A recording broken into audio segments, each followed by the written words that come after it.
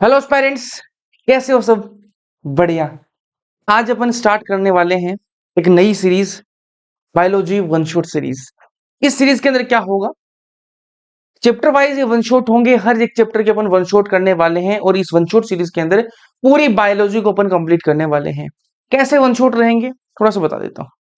देखो, one shot जो है अपने, वो रिवीजन के लिए होंगे।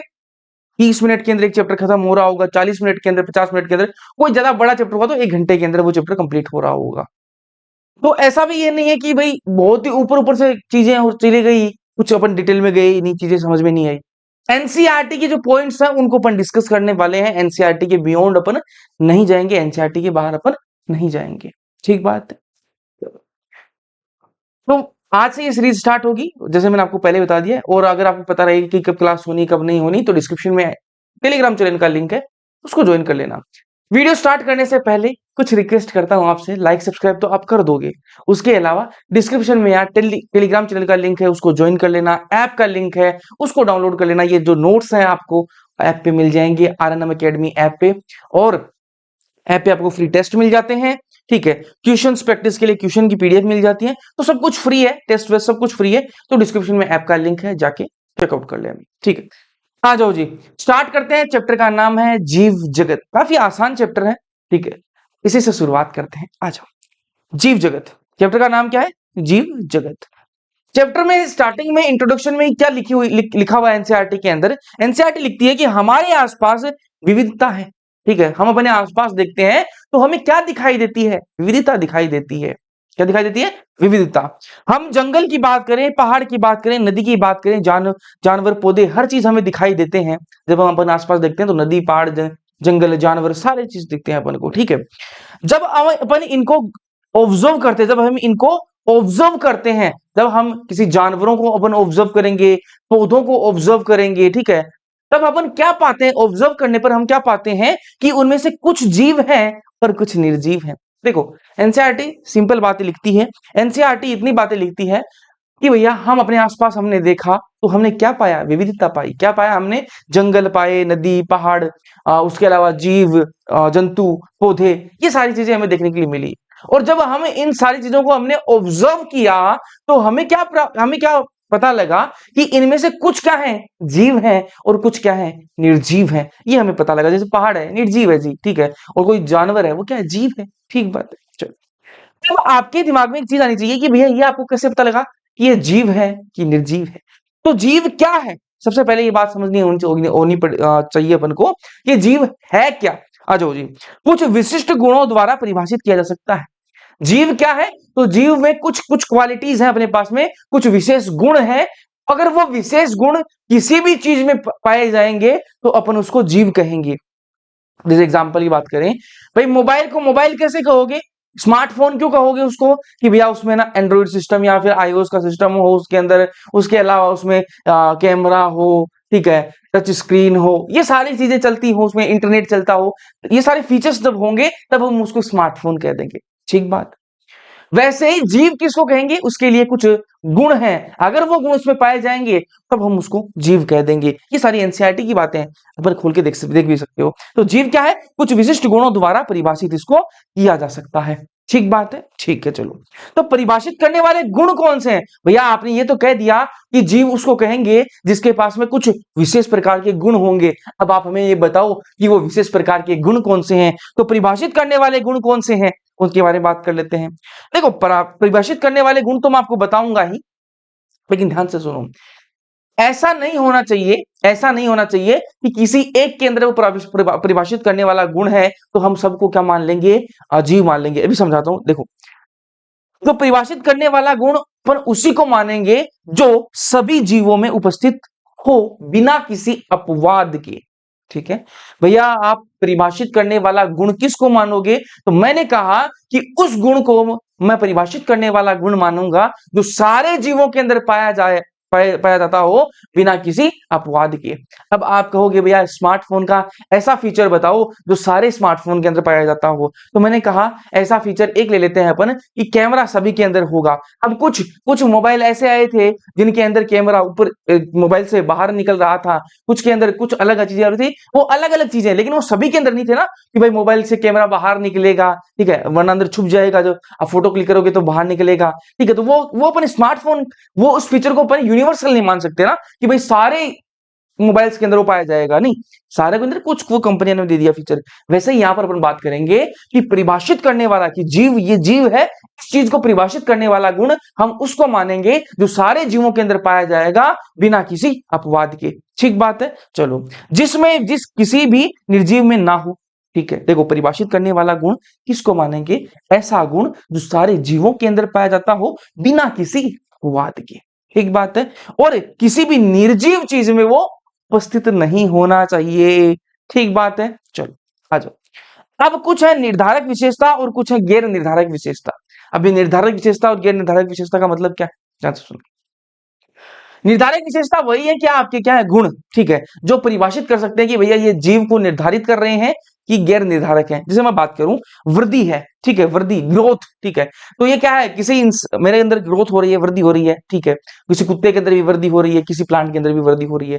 तो क्या मैं वृद्धि को ये कह सकता हूं क्या कि ये क्या है, जीव को निर्धारित करने वाला लक्षण है, उसकी निर्धारक विशेषता है? नहीं जी, क्योंकि कुछ नॉन लिविंग चीजें जो है वो भी ग्रोथ करती हैं, आपको आगे बताऊंगा। इसलिए क्या है, ये गैर निर्धारक विशेषता है। तो वृद्धि कैसी है? गैर निर्धारक विशेषता, आगे बात करेंगे इसकी।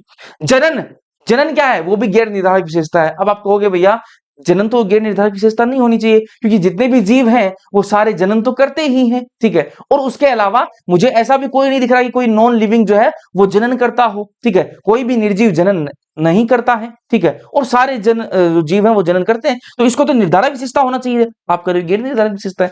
अभी थोड़ी देर में मैं आपको बताऊंगा कि इसको मैं गैर निर्धारक विशेषता क्यों कह रहा हूं। तो अभी आपको याद क्या रखना है कि गैर निर्धारक विशेषता कौन सी है आपकी? वृद्धि हो गई, जनन हो गया, क्या है, गैर निर्धारक विशेषता है।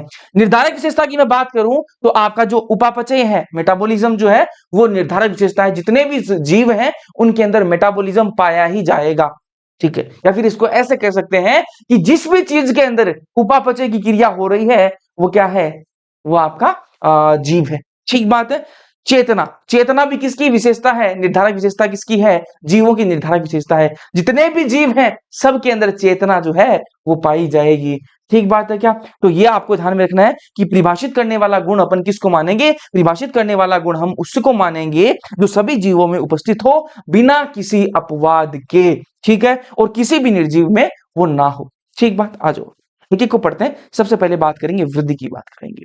तो वृद्धि के बारे में मैंने आपको एक चीज बता दी कि ये क्या है, गैर निर्धारक विशेषता है। क्या है? गैर निर्धारक विशेषता है। ये निर्धारित नहीं करती कि ये जीव है कि निर्जीव है, ठीक है। कैसे नहीं करती, वे बात करेंगे। देखो, वृद्धि जो है वो सारे जीवों के अंदर पाई जाती है, नो डाउट पाई जाती है। आप कहोगे भैया ठीक बात है, पहला जो जो क्राइटेरिया है वो तो पूरा कर रहा है ये गुण, लेकिन दूसरा क्राइटेरिया जो है ना, किसी भी निर्जीव में ना हो, लेकिन वृद्धि जो है वो कुछ निर्जीवों में पाई जाती है। कैसे पाई जाती है? जैसे मैं बात करूं कि एक मिट्टी का ढेर है, एक मिट्टी का टीला है, मान लो ढेर है, ठीक है, आंधी आई, आंधी तूफान आया, कहीं दूसरी जगह से आके मिट्टी जो है वो उड़कर आके इस ढेर पे लग गई। पहले इस ढेर की हाइट मान लो इतनी थी, पहले इस ढेर की हाइट इतनी थी, आंधी आई, हवाएं चली, मिट्टी दूसरी जगह से उड़कर इस पर आ गई और इसकी साइज अब इतनी हो गई, इतनी साइज बढ़ गई, तो इसको आप ग्रोथ कहोगे या नहीं कहोगे? अरे वृद्धि तो हो रही है ना यार, वृद्धि तो हो रही है। इसलिए वृद्धि को अपन क्या नहीं मान सकते, वृद्धि को अपन क्या नहीं मान सकते, निर्धारक विशेषता नहीं मान सकते कि सारे जीवों के अंदर तो पाई जाती है लेकिन निर्जीवों के अंदर भी पाई जाती है वृद्धि, इसलिए वृद्धि को निर्धारक विशेषता नहीं मानते हैं। अब वृद्धि के क्या है, द्वियुग्मी अभिलक्षण है, ठीक है, ये आपको नाम जो है, ये जो लाइन है आपको एज इट इज याद रखनी है। वृद्धि के द्वियुग्मी क्या है, अभिलक्षण है। कैसे हैं, कौन कौन से? जैसे बाहर में वृद्धि हो रही है, वजन में वृद्धि हो रही है, वो भी वृद्धि है, और संख्या में वृद्धि हो रही है, वो भी क्या है, वृद्धि है। जैसे मान लो कि किसी के वजन में वृद्धि हो रही है तो वो क्या है, उसको वृद्धि कहोगे या नहीं कहोगे? अरे ग्रोथ तो है ना वो। और किसी की संख्या में वृद्धि हो रही है, भार में वृद्धि होना वो भी ग्रोथ होती है आपकी, और संख्या में वृद्धि होना वो भी क्या है, आपकी ग्रोथ है। जैसे मैं बात करूं कि ये एक कोशिका है मेरे पास में, ठीक है, ये कोशिका जो है वो फूल के मोटी हो गई, इसका भार बढ़ गया, तो ये क्या, वृद्धि हो गई। लेकिन जब ये कोशिका जो है वो विभाजन करेगी और एक कोशिका से दो नई कोशिका बन जाएंगी, यहाँ पर एक कोशिका से दो नई कोशिका बनी, संख्या में वृद्धि हो रही है, तो भी ये भी क्या है, वृद्धि है। तो इसीलिए एनसीईआरटी लिखती है, एनसीईआरटी की लाइन है ये, कि वृद्धि के द्वियुग्मीय विलक्षण हैं, कौन कौन से, भार में वृद्धि होना और आपकी संख्या में वृद्धि होना। ठीक बात है। चलो, पादप जो है वो जीवन भर वृद्धि करते हैं, ये सबको पता है भाई, ठीक है, पादप जो है वो जीवन भर वृद्धि करते हैं, लेकिन जब बात करें अपन जंतु की, तो एक निश्चित आयु तक वो वृद्धि करेंगे। पादप जो है वो पूरे जीवन भर वृद्धि करते हैं, जब अपन बात करें जंतु की, तो वो एक निश्चित आयु तक क्या है, वृद्धि करते हैं। वृद्धि जो है वो निर्धारक विशेषता हो सकती है, ठीक है, मैंने थोड़ी देर पहले बताया कि वृद्धि जो वो गैर निर्धारक विशेषता, ये आपको याद रखना है, लेकिन वृद्धि जो है वो निर्धारक विशेषता भी बन सकती है। कब बन सकती है, जब अंदर से वृद्धि हो, ठीक है, जब वृद्धि अंदर से होगी, ग्रोथ जब वो आंतरिक होगी, तब आपकी वृद्धि को ऊपर क्या कह सकते हैं, आप ये कह दो कि वो क्या है, निर्धारक विशेषता है। कैसे भैया, मैंने आपको एक एग्जांपल लिया था माटी के, जो मिट्टी के टिल्ले का, माटी बोलो, मिट्टी के टिल्ले का मैंने आपको एग्जांपल लिया था कि मिट्टी का एक क्या है, ढेर है, उस आंधी आई और आकर क्या है, उस पर और मिट्टी जमा हो गई, तो उसकी साइज क्या है, बढ़ गई, ठीक है, उसकी वृद्धि क्या है, हो गई। तो वो जो वृद्धि हुई है वो बाहर से हुई है, ना कि अंदर से, ठीक। अरे अंदर से मिट्टी का टीला है, पहाड़ अंदर से थोड़ा ना बढ़ता है, ठीक है, बाहर उस पर मिट्टी जमा हुई, तो बाहर से बाहरी वृद्धि हुई ना वो। अगर आपको क्वेश्चन में ये बोले कि वृद्धि हो रही है लेकिन वो आंतरिक वृद्धि हो रही है, अंदर से वृद्धि हो रही है, अब क्या वो जो विशेषता है वो निर्धारक विशेषता या गैर निर्धारक, तो वो जो विशेषता होगी वो क्या होगी, निर्धारक विशेषता होगी। अगर जो वृद्धि है वो अंदर से हो रही है, तब ये निर्धारक विशेषता है। अगर अंदर से वाली बात बोले ना, सिर्फ आपको इतना बोले कि वृद्धि, सिर्फ इतना बोले वृद्धि, तब आपको बोला गैर निर्धारक विशेषता। अगर आपको बोले अंदर से वृद्धि हो रही है, तब आपको निर्धारक विशेषता। ठीक बात है। चलो आगे बढ़ते हैं, बात करें जनन की। अब जनन की बात कर लेते हैं, रिप्रोडक्शन। मैंने आपको थोड़ी देर पहले बता दिया कि जनन जो है वो क्या है, गैर निर्धारक विशेषता है। क्या है, गैर निर्धारक विशेषता है। तो ठीक बात है भैया, आपने बता दिया गैर निर्धारक विशेषता है, लेकिन कैसे है ये बताऊं हमें। जनन जो है, सारे जीव, हमें जहां तक हमें पता है कि सारे जीव जो वो जनन करते ही हैं, उनका ठीक बात है, करते हैं भैया। और हमें जहां तक पता है कोई निर्जीव जो है वो जनन नहीं कर सकता। हमें पता लगा कि कल भाई स्कॉर्पियो खरीद के लाए थे, ठीक है, और 2 दिन बाद देखा कि भाई उसके छोटी सी स्कॉर्पियो और हो गई, ठीक है, बच्चा पैदा कर दिया उसने छोटी सी स्कॉर्पियो। ऐसा थोड़ी ना होता है, ऐसा नहीं होता। तो निर्जीव जो है वो जनन नहीं करते, सिर्फ सजीव जो है वही जनन करते हैं। ये बात मैंने कहा ठीक है। तो आप यह हमें ये बताओ, फिर भी इसको गैर निर्धारक विशेषता क्यों कहते हैं। इसलिए कहते हैं कि क्योंकि अभी बताऊंगा, कुछ जो जीव है वो जीव तो है लेकिन वो जनन नहीं कर सकते। अभी बात करेंगे उसके बारे में। चलो आ जाओ। तो जनन जो है वो क्या है, गैर निर्धारक विशेषता है। बोलो ठीक बात है भैया, ठीक है। बहुकोशिक जो जीव है वो संतति उत्पन्न करती हैं, ठीक है। देखो, बहुकोशिक जीवों के लिए जनन का मतलब क्या है, संतति उत्पन्न करना। बहुकोशिक जीवों के लिए जनन का मतलब क्या है, संतति उत्पन्न करना। और एकोशिक जीवों के लिए जनन का मतलब क्या है, कोशिका विभाजन। भैया समझाओ, हमें समझ नहीं आया। मैंने कहा कि बात समझो, बहुकोशिक जीव, जैसे इंसान, मानव की बात करें तो मानव के अंदर जनन कब होगा, जब बच्चे पैदा होंगे, संतति उत्पन्न होगी। तो बहुकोशिक जो जीव है उनके लिए जनन का मतलब क्या है, संतति उत्पन्न करना। लेकिन जब बात करें अपन एक कोशिक जीव की, मान लो ये एक कोशिका है, ठीक है, एक कोशिका है, ये बच्चा कैसे जन्मेगी, ये क्या करेगी, विभाजन होगा इस कोशिका के अंदर और 2 नई कोशिकाएं बन जाएंगी। तो इसको मैं अपन जनन कह दो, चाहे आप क्या कर दो, कोशिका विभाजन कह दो, एक ही बात है। सही बात है या नहीं है, सही बात है। तो वापस सुनो ध्यान से, अगर कोई बहुकोशिक जीव है तो उसके लिए जनन का मतलब क्या हो जाएगा, उसके लिए जनन का मतलब हो जाएगा कि वहां पर संतति उत्पन्न हो रही है। और कोई एकोशिक जीव है उसके लिए जनन का मतलब है सिंपल कोशिका विभाजन, क्योंकि एक ही कोशिका का जीव है, इसके अंदर भाई जनन कैसे करेगा, ये कोशिका विभाजन करेगा, तो 2 नई कोशिकाएं बनेंगी, तो इसका ये जनन हो गया। तो जनन कह लो या कोशिका विभाजन कर लो, एक ही बात है, ठीक है। अलैंगिक जनन के बारे में कुछ एनसीईआरटी ने दे रखा है यहाँ पर, ये सारी चीजें एनसीईआरटी की हैं। आप अगर मेरे पे विश्वास ना हो तो खोल के देख सकते हो, एक एक पॉइंट जो है वो एनसीईआरटी से उठाकर इन नोट्स में ऐड किया गया है। तो ये नोट्स आपके लिए बहुत यूजफुल हो सकते हैं, तो देखना भाई, ठीक है। अलैंगिक जनन जो है इसके बारे में कुछ बातें लिखती है। तो फंजाई जो है वो अलैंगिक जनन करता है, कैसे, बीजाणु बना के। यीस्ट और हाइड्रा जो है वो अलैंगिक जनन करते हैं, कैसे, मुकुलन, बडिंग से, ठीक है। और प्लेनेरिया जो है वो पुनर्जनन करता है, रीजनरेशन से। तो आपको ये बातें जो है वो याद, एज इट इज याद रखनी पड़ेंगी कि फंजाई जो वो बीजाणु बनाता है, अलैंगिक जनन करता है, ठीक है। और यीस्ट और हाइड्रा मुकुलन, बडिंग, और उसके अलावा आपका जो प्लेनेरिया वो पुनर्जनन करता है। अब आप कहोगे भैया हमें आपने ये बात नहीं बताई अभी तक कि जनन को आप गैर निर्धारक विशेषता कैसे कह सकते हो? सारे जीवों के अंदर पाई जाती है, मैंने कहा सारे जीवों के अंदर पाई जाती है, लेकिन कुछ जीव ऐसे हैं जो जीवित तो है लेकिन वो जनन नहीं कर सकते। भैया एग्जांपल दो हमें, आ जाओ एग्जांपल देता हूं। खच्चर, खच्चर सुना होगा सबने। खच्चर जो है वो बच्चे पैदा नहीं कर सकता, ठीक है। खच्चर जो है उसको निर्जीव कह दोगे क्या? यार बच्चे नहीं पैदा कर सकता वो, तो उसको क्या निर्जीव कह दोगे? नहीं भैया, निर्जीव तो कैसे कह देंगे उसको, तो वो जीव तो है लेकिन वो बच्चे पैदा नहीं कर सकता, जनन नहीं कर सकता। तो इसका मतलब जनन जो है वो क्या है, निर्धारक विशेषता नहीं हो सकती। उसके भैया उसके अलावा और कोई एग्जाम्पल है क्या? तो मैंने कहा एक और एग्जाम्पल है श्रमिक मधुमक्खी। श्रमिक मधुमक्खी जो वर्कर हनी भी है वो भी बच्चे पैदा नहीं कर सकती, तो क्या उसको अपन निर्जीव बोल देंगे? नहीं भैया, निर्जीव तो नहीं कह सकते, वो जनन नहीं कर सकते लेकिन जीव तो है ही वो, ठीक है। उसके अलावा जो इनफर्टाइल ह्यूमन कपल है, कुछ ह्यूमन कपल ऐसे हैं जो बच्चे पैदा नहीं कर सकते, तो क्या उनको अपन क्या कह देंगे कि भैया ये तो निर्जीव है? नहीं जी, वो निर्जीव नहीं है, ठीक है। इसलिए अपन क्या कह सकते हैं कि जनन जो है वो गैर निर्धारक विशेषता है, क्योंकि अपन ने स्टार्टिंग में ही बात कर ली थी, ये वाली तो अपन ने स्टार्टिंग में बात कर ली थी कि जो सभी जीवों में उपस्थित होनी चाहिए, सारे जीवों के अंदर वो गुण उपस्थित होना चाहिए बिना किसी अपवाद के। यहां मुझे तीन तीन ऐसे ऐसे एग्जाम्पल दिख गए जिनके अंदर ये जनन वाली क्रिया नहीं है, इसलिए मैं क्या कह सकता हूं कि जनन क्या है, गैर निर्धारक विशेषता है, ठीक है। अब वृद्धि और जनन की बात करूं मैं, वृद्धि और जनन की बात करूं तो जब बहुकोशिक जीवों में बात करें ना, बहुकोशिक जीवों में बात करें तो वृद्धि और जनन दोनों अलग अलग चीजें हैं, ठीक है। जब अपन बहुकोशिक जीवों की बात करें तो उनके अंदर ग्रोथ और रिप्रोडक्शन अलग अलग बातें हैं। अब मानव की बात करें तो मानव की ग्रोथ हो रही है और रिप्रोडक्शन हो रहा है, दोनों अलग अलग चीजें है ना। लेकिन वही मैं बात करूं एकोशिक जीवों की, जो यूनिसेलुलर जो ऑर्गेनिज्म है, एकोशिक जो जीव है, उनके अंदर ग्रोथ और जो जनन है वो क्या है, पर्यायवाची एक दूसरे के। भैया समझाओ हमें ये, आ जाओ समझाता हूं। मैंने कहा एक कोशिक जीवों के अंदर एक कोशिका है, भैया बिल्कुल एक कोशिका है। अब ये एक कोशिका जो वो ग्रोथ करेगी, ठीक है, ग्रोथ कैसे होगी इसकी? भैया इस यहाँ पर क्या होगा, विभाजन होगा इस कोशिका के अंदर और दो नई कोशिकाएं बन जाएंगी। अब इसको आप वृद्धि कह लो चाहे इसको जनन कह लो, बात तो एक ही है, ठीक है, काम तो एक ही हो रहा है भाई, ठीक है। आप सुनो ध्यान से, मैं कह रहा हूं जब बात हो रही है बहुकोशिक जीवों की, तो ग्रो वृद्धि और जो जनन है वो क्या है, पारस्परिक घटनाएं हैं, अलग अलग वो चीजें होती हैं। लेकिन जब बात आती है कोशिक जीव की तो वहां पर वृद्धि और जनन क्या है, वो पर्यायवाची हो जाते हैं, एक ही बात होती है वो, ठीक है। तो एक कोशिका का जीव है तो इसमें वृद्धि कैसे होगी, दो नई कोशिकाएं बन जाएंगी। अब दो नई कोशिकाएं बनेंगी तो इसको आप वृद्धि कह लो चाहे जनन कह लो, बात तो एक ही हो जानी है, ठीक है। तो अपन ने बात करी किसकी, वृद्धि की बात कर ली। वृद्धि क्या होती है आपका, गैर निर्धारक विशेषता। अगर अंदर से वृद्धि हो रही है तब उसको अपन निर्धारक विशेषता कह सकते हैं, लेकिन अगर क्वेश्चन में अंदर वाली बात ही नहीं हो रही, सिर्फ वृद्धि दिखाओ तो गैर निर्धारक विशेषता अपन कहेंगे।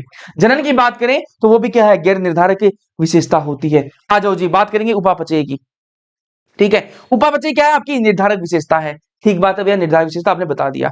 उपापचय जो क्रियाएं हैं अगर अपन उसको कोशिका के अंदर हो रही हैं, उपापचय जो क्रियाएं हैं, मेटाबॉलिक जो रिएक्शंस हैं, अगर वो किसी कोशिका के अंदर हो रही हैं तो उस रिएक्शन को अपन क्या कहेंगे कि भैया वो रिएक्शन कैसी है, वो क्रिया कैसी है, जीवित क्रिया है। वापस सुनो ध्यान से, मैं कह रहा हूं उपापचय क्या है, एक निर्धारक विशेषता है। अगर ये उपापचय की जो क्रियाएं हैं वो कोशिका के अंदर हो रही हैं तो अपन क्या कहेंगे कि ये रिएक्शन कैसी है, ये जीवित क्रिया है, ठीक बात है। और उस कोशिका को क्या कहेंगे अपन, जीव क्या है, जीवित है, ठीक है। वापस सुनो ध्यान से, किसी शरीर के अंदर मान लो मेरे अंदर उपापचय क्रियाएं हो रही हैं तो उन उपापचय क्रियाओं को क्या कहेंगे अपन कि एक ऐसी जीवित क्रिया हो रही है और मैं मेरे अंदर हो रही है तो मैं क्या हूं, एक जीव जो हूं मैं जीवित हूं, ठीक है। तो इसे बोलना चाह रहा हूं, एनसीईआरटी ये लिखती है बात कि उपापचय की क्रिया किसी कोशिका के अंदर हो रही है तो उसको अपन क्या कहेंगे, जीवित क्रिया कहेंगे, और उस जीव का कहेंगे अपन जीवित कहेंगे। जबकि कोशिका के अगर बाहर हो रही है, वन्य जो मेटाबॉलिक रिएक्शन जैसे शरीर के अंदर जैसी क्रियाएं चल रही हैं, मान लो मेरा मन हुआ कि मैं लैब के अंदर बाहर किसी टेस्ट ट्यूब के अंदर करवाऊं, परखनली के अंदर मैं अगर करवा रहा हूं उसको, तब वो रिएक्शन जो है वो तो जीवित होगी लेकिन परख नली जो है ना वो जीवित नहीं हो जाएगी, ठीक है। आप सुनो ध्यान से, अगर मेरी बॉडी के अंदर कोई मेटाबॉलिक रिएक्शन हो रही है तो वो मेटाबॉलिक रिएक्शन भी जीवित है और मैं भी जीवित हूं। लेकिन जब अपन उसी रिएक्शन को किसी परख नली के अंदर अपन करवाएंगे, बाहर अपन परख नली के अंदर करवाएंगे तो वो रिएक्शन तो जीवित होगी लेकिन वो परख नली जो है वो जीवित नहीं होगी। तो कोशिका के अगर बाहर अपन रिएक्शन करवा रहे हैं तो वो जीवित क्रिया जरूर होगी, ठीक है। चलो फिर चेतना की, तो चेतना के बारे में आपको बता दी कि ये क्या है, निर्धारक विशेषता है, ठीक है। निर्धारक विशेषता है, जितने भी जीव हैं सबके अंदर चेतना पाई जाती है, ठीक है। और कोई एक्सेप्शन नहीं है यहाँ पे। और कोई भी निर्जीव ऐसा नहीं है जिसके अंदर चेतना पाई जाती हो। तो ये जो है चेतना जो है ये निर्धारक विशेषता है। अब यहाँ पर कंफ्यूज आपको क्या करेगा, वो सब चेतना की बात करेगा, ठीक है। चेतना अलग चीज है, सब चेतना अलग चीज है। सब चेतना की बात करेगा और कहेगा कि सब चेतना क्या है, निर्धारक विशेषता है। लेकिन आप समझ जाना कि सब चेतना जो है वो निर्धारक विशेषता नहीं होती। क्यों नहीं होती भैया? देखो, सब चेतना जो है वो सिर्फ और सिर्फ मानव के अंदर पाई जाती है, वो निर्धारक विशेषता नहीं होती। तो सचेतन जो है वो सिर्फ मानव में पाई जाती है, और जबकि बात करें चेतना की तो वो निर्धारक विशेषता है। चेतना सभी जीवों के अंदर पाई जाएगी, सब चेतन सिर्फ मानव के अंदर पाई जाती है, उसके अलावा किसी जीव के अंदर नहीं पाई जाती है। ठीक है, तो ये दोनों पॉइंट आपको ध्यान में रखने हैं। अब अपन को बात ये तो बात पता लग गई भैया कि जीव किसको कहते हैं। जीव किसको कहते हैं ये हमें पता लग गया कि जिसके अंदर उपापचय क्रिया हो रही हो और जिसके अंदर चेतना हो उसको अपन जीव कह देंगे। जनन वाली बात को अपन नहीं मान रहे, ठीक है। उसके अलावा अपन वृद्धि वाली बात को भी नहीं मानेंगे। जिसके अंदर चेतना और उपापचय होगा उसको अपन क्या है, जीव कह देंगे। जीव के बारे में हमें पता लग गया। हमें एक बात बताओ, जीव हैं कितने? ठीक है, पहली बात तो हमें पता होना चाहिए कि जीव क्या है, वो तो आपने बता दिया। अब हमें ये बताओ कि जीव कितने हैं, आज वो बताते हैं आपको। तो जैव विविधता के बारे में बात करते हैं, बायोडाइवर्सिटी के बारे में बात करते हैं। तो टोटल स्पीसीज कितनी है, कितने प्रकार की स्पीसीज है, तो वो आपकी एनसीईआरटी कितनी बताती है, 1.7 टू 1.8 मिलियन स्पीसीज है। कितनी? 1.7 टू 1.8 मिलियन स्पीसीज। अगर इसको अपन लाख में कन्वर्ट करें तो 17 लाख से 18 लाख आपकी क्या है, स्पीसीज मौजूद हैं। ठीक है, अब आपको कंफ्यूजन हो सकती है एक चीज की। 12वीं क्लास के अंदर अपन पढ़ते हैं लास्ट में कि रॉबर्ट मे के अनुसार 7 मिलियन स्पीसीज है, ठीक है। और आईयूसीएन के अकॉर्डिंग कितनी स्पीसीज है, 1.5 मिलियन स्पीसीज है। ठीक, अब आपको मैं एक चीज बोलूं कि अगर क्वेश्चन में आपको ये आ जाए कि रॉबर्ट मे के अनुसार कितनी स्पीसीज है, तो आपका आंसर क्या दोगे, 7 मिलियन। अगर आपको बोले कि आईयूसीएन के अकॉर्डिंग कितनी स्पीसीज, तो आप क्या कहोगे, 1.5 मिलियन से अधिक स्पीसीज है, ठीक है। और अगर आपको दोनों में से अनुसार कुछ नहीं बोले, सिंपल ये बोले कि टोटल कितनी स्पीसीज है, तो आपको ये आंसर देना 17 लाख से 18 लाख। ठीक बात है, चलो आगे बढ़ते हैं। अब आपको पता लग गया कि भैया 17 लाख से 18 लाख स्पीसीज मौजूद हैं। तो अब इनका क्या करना पड़ेगा, नामकरण तो करना पड़ेगा, ठीक है। अरे नाम तो निकालना पड़ेगा ना, कि भाई पता कैसे लगेगा कि भाई कौन सी क्या चीज है, इसलिए उनको वर्गीकरण करना पड़ेगा ना। 17 से 18 लाख स्पीसीज है, तो अपन को उसको अलग अलग ग्रुप्स में उनको बांटना पड़ेगा, ठीक है, ताकि हमारे लिए आसानी हो कि कौन सी क्या चीज है, ठीक है। इसलिए इनका वर्गीकरण करना पड़ेगा, ठीक है। तो वर्गीकरण क्या होता है, तो दृश्य गुणों के आधार पर जो हमें दिखाई दे रहे हैं, जो बाहर से हमें दिखाई दे रहे हैं, उन गुणों के आधार पर हम क्या करेंगे, सुविधाजनक जो वर्ग है उसमें उनको वर्गीकृत कर देंगे। हमें पता लग गया इतने सारे जीव है धरती पे, तो हम क्या करेंगे, बाहर से उनके फीचर देखेंगे, भाई ये तो ऐसा लग रहा है थोड़ा सा, ये तो थोड़ा सा ऐसा लग रहा है, अरे यार देखो ये कैसा दिख रहा है। ऐसे फीचर्स हम बाहर से देखेंगे, जो हमें बाहर से दिखाई देंगे, और उसके बाद में उनको अपन अलग अलग ग्रुप्स में बांट देंगे। ये क्या होता है, वर्गीकरण होता है, क्लासिफिकेशन होता है, बाहर वाले फीचर देख के। फिर आती है टेक्सोनोमी, वर्गीकी। ये टेक्सोनोमी क्या होती है, आ जाओ टेक्सोनोमी समझते हैं। टेक्सोनोमी समझते हैं। टेक्सोनोमी जो है वो क्या है, ग्रीक वर्ड है, ठीक है, ग्रीक वर्ड है। सभी जीवों को गुणों के आधार पर अलग अलग टेक्सा में वर्गीकृत करने की प्रक्रिया है ये। देखो अब आपको होगी भैया कि आपका वर्गीकरण और वर्गीकी दोनों में क्या फर्क है, टेक्सोनोमी और आपका क्लासिफिकेशन दोनों में क्या फर्क है। तो मैंने कहा क्लासिफिकेशन जो वर्गीकरण है, इसके अंदर अपन बाहर वाले गुण देख के और उनको वर्गीकृत कर देते हैं। जबकि बात करें टेक्सोनोमी की, वर्गीकी की, तो इसके अंदर अपन क्या करते हैं, जो गुण है, बाहर वाले गुण तो देखेंगे ही देखेंगे, अंदर के जो आंतरिक गुण है, उनकी जो सेल की स्ट्रक्चर कैसा, सारी चीजें अपन देखेंगे, और उसके बाद में उनको अलग अलग टेक्सा में वर्गीकृत करेंगे, उसको अपन टेक्सोनोमी कहते हैं। ठीक है, चलो अब एक टर्म आती है सिस्टमेटिक्स। ये सिस्टमेटिक्स क्या है, तो ये लेटिन वर्ड है, सिस्टमेटिक्स जो है वो एक लेटिन वर्ड सिस्टेमा से लिया गया है। एक लेटिन वर्ड है सिस्टेमा, उससे सिस्टमेटिक्स जो है वो लिया गया है। एक बुक है, एक पब्लिकेशन का टाइटल है सिस्टेमा नेचुरे, ठीक है। ये किसकी है, केरलोस लिनियस साहब की, ध्यान में रखना, एनसीईआरटी में दिया हुआ है। केरलोस लिनियस साहब की एक पब्लिकेशन का टाइटल है सिस्टेमा नेचुरे, ठीक है। चलो अब ये सिस्टमेटिक्स होती क्या है वो समझो। तो मैंने आपको बताया कि वर्गीकी क्या होती है, वो आपको मैंने समझाया। देखो कहां समझाया भैया, ये देखो यहाँ पे बताया था मैं आपको, ठीक है। ये सभी जीवों के जो गुण है, बाहर वाले गुण, अंदर वाले गुण, सारी चीजों को देख के अपन जो क्लासिफिकेशन करेंगे उसको क्या कहेंगे अपन, वर्गीकी कहेंगे, ठीक है। तो वर्गीकी के साथ में अगर अपन फाइलोजेनी जोड़ दें, वर्गीकी के साथ में अगर अपन फाइलोजेनी जोड़ देना, फाइलोजेनी अगर अपन जोड़ दें तो क्या होता है, वो सिस्टमेटिक्स बन जाता है। भैया फाइलोजेनी क्या होती है, फाइलोजेनी किसको कहते हैं, जो आपके विकासीय जो संबंध है, विकासीय जो संबंध है उसको फाइलोजेनी कहा जाता है। भैया अभी विकासीय संबंध क्या होते हैं, तो मैंने कहा आप वर्गीकरण तो कर रहे हो, मान लो मैं कुत्ते का वर्गीकरण कर रहा हूं, ठीक बात है। मेरे सामने कुत्ता है, मैंने इसके बाहर की फीचर देख ली, मैंने उसके अंदर की फीचर देख ली, सारी चीज देख ली। ये क्या होगी? आपकी वर्गीकी हो गई। लेकिन मैं उससे क्या कर रहा हूँ कि ये कुत्ता जो है वो आया कहाँ से, ठीक है, इसका उत्पन्न कैसे हुआ, ठीक है, मैं उसका क्या देख रहा हूँ, विकास देख रहा हूँ, इवोल्यूशन देख रहा हूँ, ये कौन से जीव से कुत्ता जो है वो बना है, ये इवोल्यूशन जो प्रोसेस देख रहा हूँ ना, उसको क्या कहते हैं? फाइलोजेनी। तो आप वर्गीकी कर रहे हो, साथ में अगर फाइलोजेनी भी ऐड कर रहे हो ना, तो वो क्या हो जाएगी? आपकी सिस्टमेटिक्स हो जाएगी। ठीक है, चलो जी आगे बढ़ते हैं। बात करिए वर्गीकरण की प्रक्रिया कि वर्गीकरण जो किया कैसे जाता है।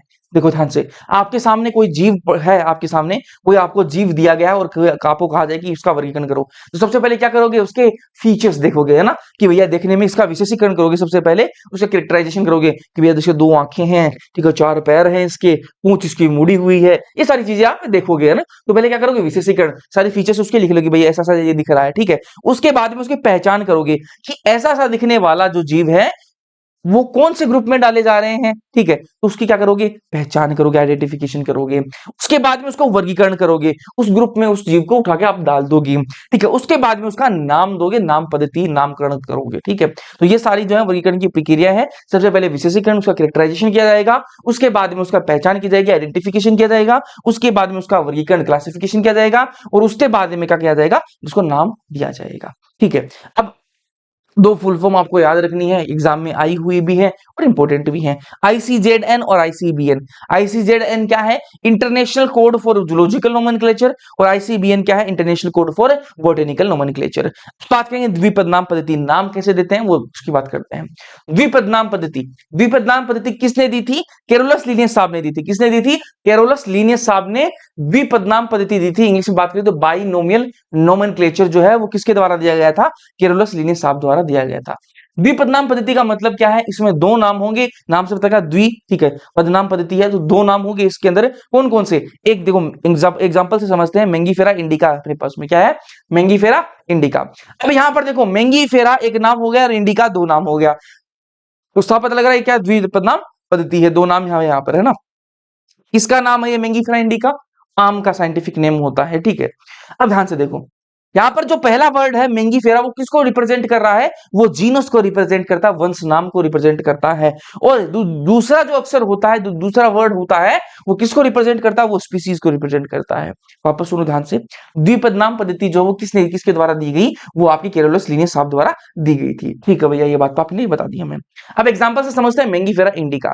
मेंगीफेरा इंडिका में 2 शब्द हैं, इनमें जो पहला शब्द होता है ना, जो द्विपद नाम पद्धति के अंदर जो पहला शब्द होता है वो रिप्रेजेंट करता है जीनस को, और जो दूसरा शब्द होता है वो रिप्रेजेंट करता है स्पीसीज को। यहां पर मेंगीफेरा इंडिका से अपन ने समझ लिया। अब कुछ रूल्स हैं, ये जो नाम लिखने के, ये नाम ऐसे ही नहीं लिखा जाता, इसके कुछ रूल्स हैं, उन रूल्स को देख लेते हैं। आज ये 4 रूल्स आपके सामने। जैविक नाम जो होता है ना, जो साइंटिफिक नेम है, वो प्राय लैटिन भाषा में होते हैं। कौन सी भाषा में होते हैं? लैटिन भाषा में। यहां से क्वेश्चन आने की चांसेस बहुत इंपॉर्टेंट है, एनसीईआरटी की सारी लाइंस हैं, तो ध्यान से देखना भाई, ठीक है। तो लैटिन भाषा में ये होते हैं और तिरछे अक्षरों में लिखे जाते हैं। आप सुनो ध्यान से कि ये जो आपकी जो जैविक नाम है वो कौन सी भाषा में होते हैं? लैटिन भाषा में होते हैं और तिरछे अक्षरों में ये लिखे जाते हैं। इनका उद्भव चाहे कहीं से भी हो, ठीक है, इनका उद्भव चाहे कहीं से भी हो, लेटिनीकरण अथवा इन्हें लैटिन भाषा का व्युत्पन्न समझा जाता है, ठीक है। जैविक नाम में पहला शब्द वंशनाम होता है, मैंने बता दें, जीनस का नाम होता है, पहला जो शब्द होता है वो वंश जीनस होता है, और दूसरा शब्द जाति संकेत पद होता है, ठीक है। जैविक नाम जब हाथ से लिखेंगे पर, जब जैविक नाम कोई भी साइंटिफिक नेम जब अपन हाथ से लिखेंगे ना, तो उसको अपन क्या करेंगे? अंडरलाइन करेंगे। क्या करेंगे? अंडरलाइन। तो दोनों शब्दों को अलग अलग रेखांकित करेंगे, ठीक है। और अगर जब अपन प्रिंट करेंगे, टाइप करेंगे, टाइपिंग के दौरान क्या करेंगे? अपन इसको तिरछा लिखेंगे, इटैलिक्स के अंदर लिखा जाएगा, ठीक है। जब अपन इसको हाथ से लिखेंगे तब इसको अपन अंडरलाइन करेंगे, और जब अपन टाइप करेंगे, प्रिंट करेंगे, तब अपन इसको क्या करेंगे? इटैलिक्स तिरछे लिखेंगे, ठीक है। यह रेखांकन उनके लेटिन उद्भव को दिखाता है। ये अपन क्यों करते हैं? ताकि इनका लेटिन उद्भव जो है उसको अपन शो कर सके। पहला अक्षर जो वंश नाम को बताता है वह बड़े अक्षर में होना चाहिए। जो अपन वंश नाम होता है वो कौन से अक्षर में होगा? बड़े अक्षर में, कैपिटल में होगा। जैसे अपन बात करें मेंगीफेरा इंडिका, इसमें आप देखो जो मेंगीफेरा जीनस जो है, पहला जो नाम है वो कैसा है आपका? कैपिटल में। एम जो यहाँ पर कैपिटल होगा। जीनस का जो पहला अल्फाबेट होगा वो कैसा होना चाहिए?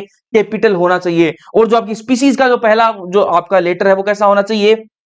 स्मॉल होना चाहिए, ठीक है। तो पहला अक्षर जो वंश नाम को बताता है वह बड़े अक्षर में होना चाहिए, जबकि जाति संकेत पर छोटा अक्षर होना चाहिए, ठीक है। ये रूल्स हैं इसके, आपको याद रखना है। मेंगीफेरा इंडिका ये उदाहरण से आप समझ व्याख्या कर सकते हैं। देखो यहाँ पर क्या नाम दे रखा है ना, मेंगीफेरा इंडिका लिन, ठीक है। देखो ध्यान से, यहाँ पर मेंगीफेरा इंडिका है, मेंगीफेरा इंडिका के मेंगीफेरा यहाँ पर क्या है, मेंगीफेरा यहाँ पर जीनस है, और जीनस के जो पहला जो वर्ड लेटर होता है, अल्फाबेट होता है, उसको ऊपर क्या करेंगे, कैपिटल लेटर में लिखेंगे, और जो स्पीसीज जो है उसका जो पहला जो आपका अल्फाबेट होगा उसको अपन स्मॉल लेटर में लिखेंगे, ठीक है। और यहाँ पर ये ऐसा नाम जो है वो लिखा जाएगा मेंगीफेरा इंडिका लिन। यहाँ पर लिन जो है वो क्या है, केरोलस लिनियस साहब ने मेंगीफेरा इंडिका दिया था, इसलिए यहाँ पर लिन आया है। लिन जो है वो क्या है, द्विपद नाम पद्धति के अंदर पहले जैविक नाम लिखते हैं, उसके बाद में जिस साइंटिस्ट ने उस जैविक नाम को दिया है उसकी अपन क्या लिखेंगे, शॉर्ट फॉर्म नहीं अब्रीविएटेड फॉर्म लिखेंगे, ठीक है। तो ये केरोलस लीनियस की शॉर्ट फॉर्म थोड़ी ना है, शॉर्ट फॉर्म होती तो सीएल लिखते हैं ना अपन, केरोलस लीनियस, ठीक है, ऐसा नहीं होता। यहाँ पर लिखेंगे अपन एब्रीविएटेड फॉर्म लिखेंगे, ठीक है, उसका छोटा रूप लिखेंगे, ठीक है। चलो यहाँ हो गया अपना।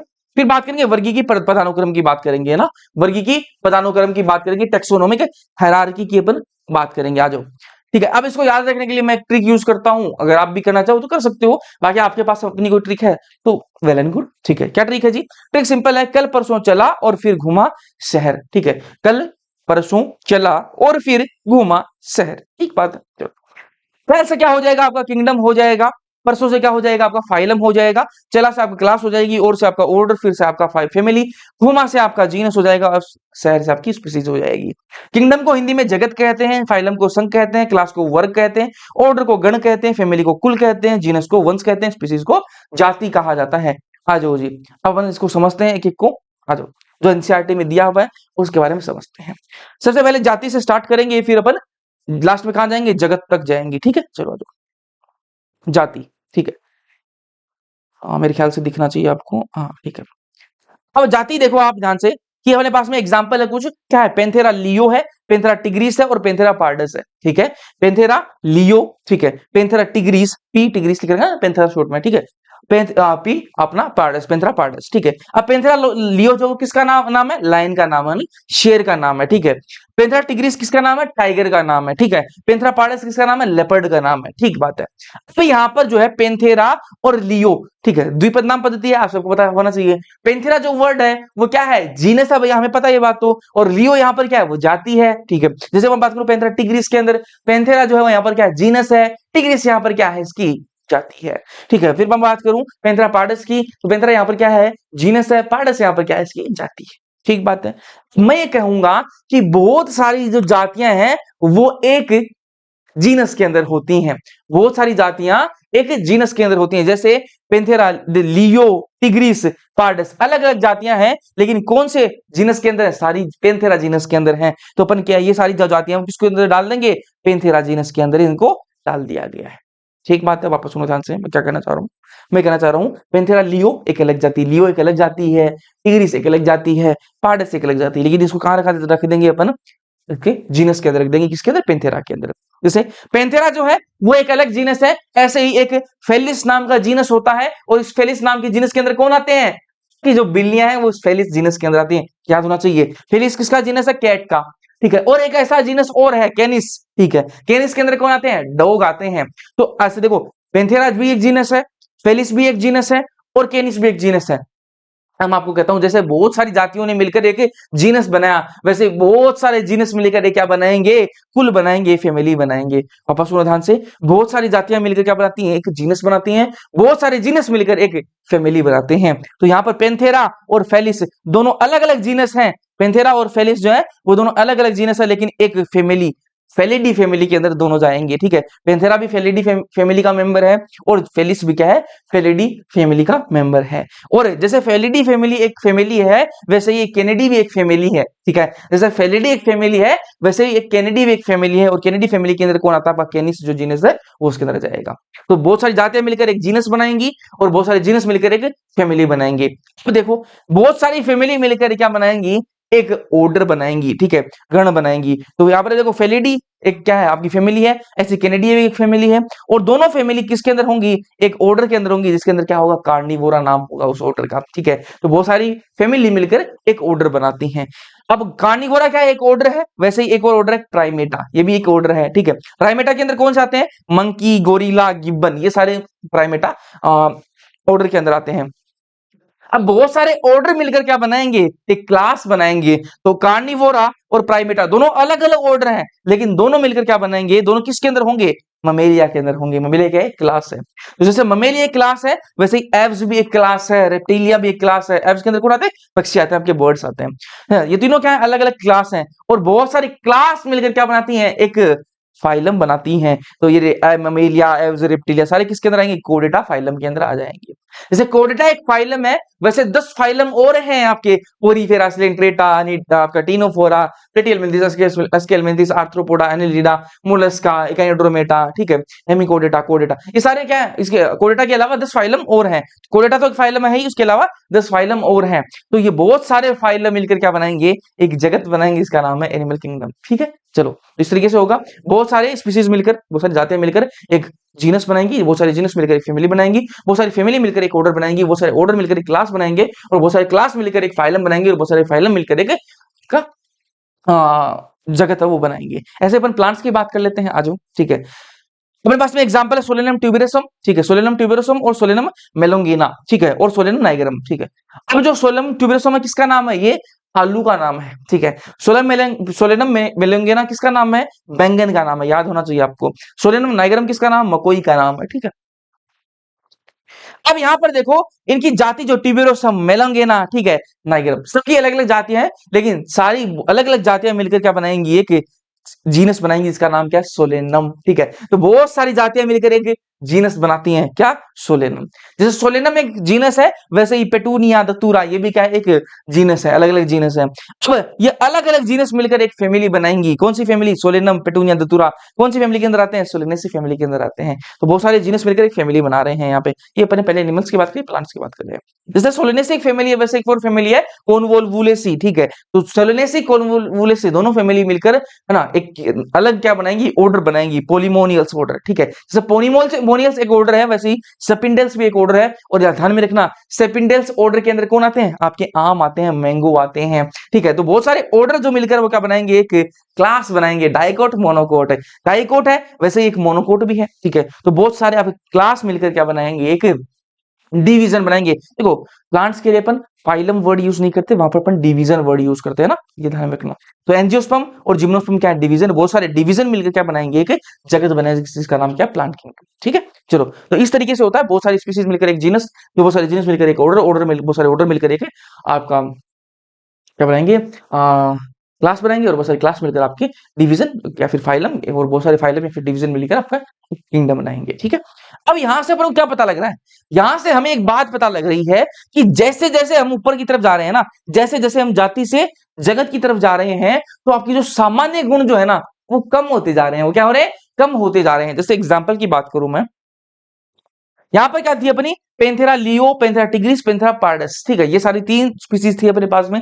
तीनों जो है ना, उनमें कुछ ना कुछ क्या है, समानताएं हैं, ठीक है। पेंथेरा लियो, शेर, टाइगर, लेपर्ड, तीनों में क्या है, कुछ ना कुछ समानताएं हैं। ठीक बात है भैया, ठीक है। जैसे ही हम तीनों को क्या जीनस की तरफ लेके गए, ठीक है, जैसे ही हम जीनस की तरफ लेके गए, तो वो समानताएं क्या है, घटने लग गई, ठीक है। जैसे ही हम फैमिली की तरफ गए, तो देखो फेलिडी फैमिली के अंदर कौन कौन है, पेंथेरा तो है ही है, ठीक है, पेंथेरा तो है ही है, पेंथेरा जीनस तो है ही है। उसके अलावा बिल्ली वाले जीनस को भी इसमें डाल रखा है, कुत्ते वाले को भी डाल रखा है। तो कितना अलग अलग है ना, समानताएं अब कम होने लग गई है ना। तो अलग अलग अलग विभिन्न प्रकार के जीवों को यहाँ पर रख दिया गया है, यहाँ पर समानताएं कम हो गई है, ठीक है। उसके बाद जैसे मैं कार्निवोरा के अंदर गया, तो कार्निवोरा के अंदर फेलिडी कुल को तो डाला गया है, कैनिडी कुल को भी इसी के अंदर डाल दिया, तो बातें बहुत अलग होगी, ठीक है। और जैसे मैं ममेलिया के अंदर गया, ममेलिया वर्ग के अंदर गया, तो उसके अंदर कार्निवोरा, कुत्ते, बिल्ली, शेर को तो डाल रखा है, उसी में क्या है, प्राइमेटा, बंदर, गोरिल्ला, गिबन को भी डाल दिया, ठीक है। तो यहाँ पर क्या है, जैसे जैसे अपन जाति से किंगडम की तरफ जा रहे हैं, जगत की तरफ जा रहे हैं, तो क्या है, समानताएं जो है वो घट रही हैं। अब यहाँ से क्वेश्चन आता है, ठीक है। तो इसके लिए ये डब्बा जो मैंने बना रखा है, इस पे भैया स्टार में मार्क कर देता हूं। बाकी आप जब नोट्स की पढ़ो, तो इस लाइन को जरूर से पढ़ना है, क्वेश्चन आया हुआ है यहाँ से, वहां पर आ सकता है, ठीक है।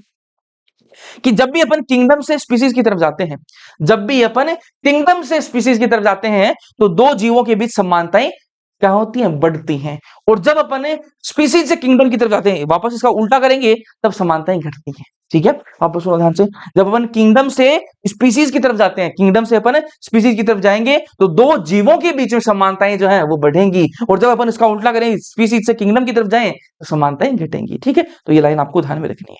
आगे बढ़ते हैं। ये टेबल दे रखी है एनसीईआरटी में, आपको पता होनी चाहिए जी। ठीक है, आ जाओ थोड़ा सा कर लेते हैं, आ जाओ याद करवाने की कोशिश करता हूँ। मानव जो है, ठीक है, उसका नाम क्या, होमोसेपियंस। भैया हमें तो ये बात तो पता ही है हमें, ठीक है। इसमें होमोसेपियंस नाम को देखो, होमो वर्ड किसको रिप्रेजेंट करता है भैया, जीनस को रिप्रेजेंट करता है। ठीक है, होमो, ठीक है।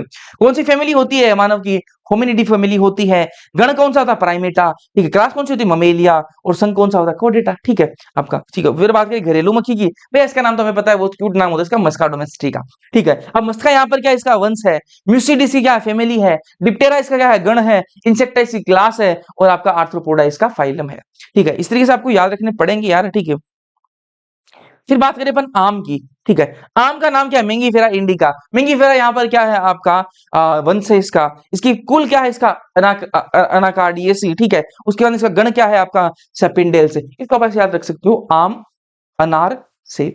ठीक है, आम, अनार, सेब। ठीक है, ठीक है। डाइकोटिलेडनी इसका क्या है, वर्ग है, और एंजियोस्पर्मी इसकी क्या है, संघ है। ठीक है, फिर बात करें गेहूं की, तो गेहूं का नाम आपको याद होना चाहिए, ट्रिटिकम एस्टिवम। ट्रिटिकम एस्टिवम इसका नाम है, ट्रिटिकम यहाँ पर इसका जीनस हो जाएगा। पोएसिस की क्या है, कुल है, फैमिली है, और पोएल्स इसका गण है। वर्ग की बात करें तो मोनोकोटिलिडनी इसका गण है, मोनोकोट। ठीक है, वर्ग सॉरी। और एंजियोस्पर्म इसका क्या है आपका, संघ या फिर भाग है। ठीक है, तो ये आपको याद होनी चाहिए, टेबल आपको याद करनी है तो करनी है भाई। ठीक है, और इसी के साथ अपना चैप्टर कंप्लीट हो जाता है भाई। ठीक है, पहले अपनी जो टेक्सोनॉमिकल एड थे वो यहाँ पर इंक्लूडेड थे। ठीक है, मैं आपको सजेस्ट ये करूंगा कि लास्ट टाइम आप जाओ तो एनसीईआरटी से एक बार उनको नजर मार लेना, बाकी वो हटा दिए गए हैं, तो अपन यहाँ तक ही पढ़ेंगे। ठीक है, तो समझ में आया या नहीं आया, मैंने कोशिश यही की है कि आपको समझाया जाए। समझ में आया या नहीं आया, कमेंट सेक्शन में कमेंट करके जरूर बताना। ये नोट्स आपको कहाँ मिल जाएंगे, अपने ऐप पे मिल जाएंगे, आरएनएम एकेडमी ऐप, डिस्क्रिप्शन में लिंक दे रखा है। अगली क्लास कब होगी कब नहीं होगी, टेलीग्राम चैनल को ज्वाइन कर लेना, वहां पर आपको पता रहेगा। और टेस्ट वेस्ट आप सबको फ्री मिल जाएंगे, तो ऐप को डाउनलोड करके देख लेना। बाकी समझ में आया या नहीं आया, कमेंट सेक्शन में कमेंट करके जरूर बताना। वीडियो पसंद है लाइक कर देना, अपने दोस्तों के साथ में शेयर कर देना। बाकी मिलते हैं अगले लेक्चर्स के अंदर, तब तक के लिए पढ़ते रहो।